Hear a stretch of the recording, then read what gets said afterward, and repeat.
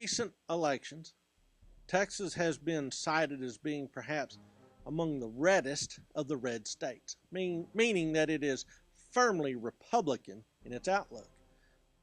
But it hasn't always been that way. I mean, how did Texas become the reddest of the red states? After all, it had been staunchly Democratic for so much of its existence. For instance, in the 1940s and the 1950s, conservative Democrats and some liberal Democrats pretty much agree on how Texas ought to be. For instance, it's an anti-union state. So labor never really has a strong voice in Texas. But by the election of 1946, there's showing to some deep fissures in this sort of democratic unity between conservatives and liberals. There's a liberal mood upon the nation, and a lot of states are following along with that trend, not Texas. And in fact, in 1948, there is a huge election fight between Lyndon Baines Johnson and Coke Stevenson for the Senate seat from Texas. And this very clearly shows this divide between the liberals and the conservatives. When LBJ goes to the Senate, he is then in place in that House to cooperate with the Speaker of the House of Representatives, another the Texan, Sam Rayburn. So now you have this axis of Johnson and Rayburn essentially running the U.S. Congress. An interesting position for Texas to be in. So by the late 1950s, the conservative wing of the Democratic Party in Texas is on the ascendant.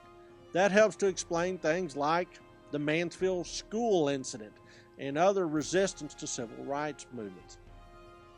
Well, the balance of power is going to start to shift in new directions. For instance, Eisenhower wins the presidency twice in the 1950s. He's a Texan, but a Republican. So you would think that he could start to rebuild the Republican Party in Texas. However, he needs Rayburn and LBJ. So Eisenhower stays out of Texas in order to continue to have a good relationship with these conservative Democrats. And that's the sort of uneasy alliance of the 1950s. The 1960s, however, upset all of that.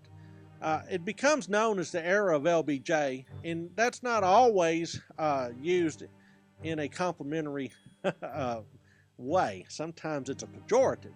Here's how it happens. LBJ loses the Democratic nomination for the presidency to John F. Kennedy. John F. Kennedy's clearly a liberal Democrat. LBJ is clearly a conservative Democrat. So, what ends up happening? LBJ becomes John F. Kennedy's running mate. Interestingly enough, LBJ was also running for a full term as senator from Texas simultaneously. And in that race, he is opposed by a Republican, John Tower. Remember that name. John Tower was a faculty member at Midwestern State University in Wichita Falls, and he's giving LBJ a run for his money. When LBJ joins the ticket with Kennedy, John Tower moves in and takes that Senate seat. John Tower begins a process that can best be known as the rise of the Republicans. And the reason that John Tower wins that seat is because the Democrats are in the middle of a civil war, liberal and conservative.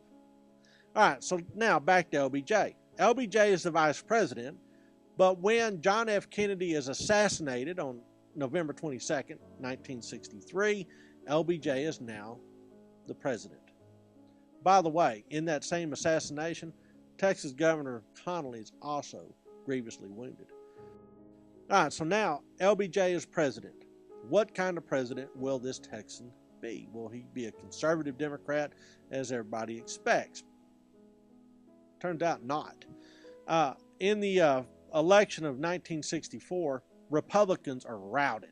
Nobody can be pro-Republican when you have this slain Democratic martyr, John F. Kennedy. So LBJ is elected for a full term as president.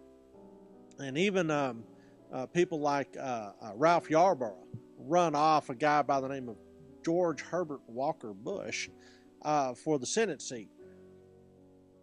LBJ as president pushes a fairly liberal reform package known as the Great Society. And this reform package really kind of surprises some of his old allies. And all of a sudden, conservative Democrats, really conservative Democrats, are looking around going, what happened to the party? It's quit us. LBJ makes a big gamble by pushing the Great Society, but ultimately it's the Vietnam War that swamps it and ruins his chance at a second full term.